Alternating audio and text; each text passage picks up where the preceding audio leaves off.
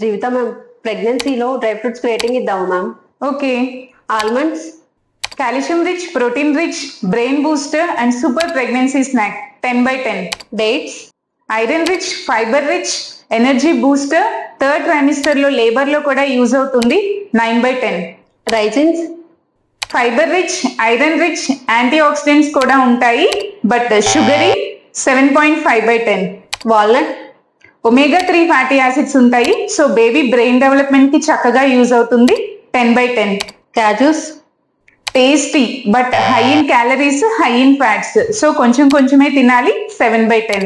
Pista, rich in protein, fibre but సాల్టీగా ఉంటాయి, so moderate గా తినాలి 7/10.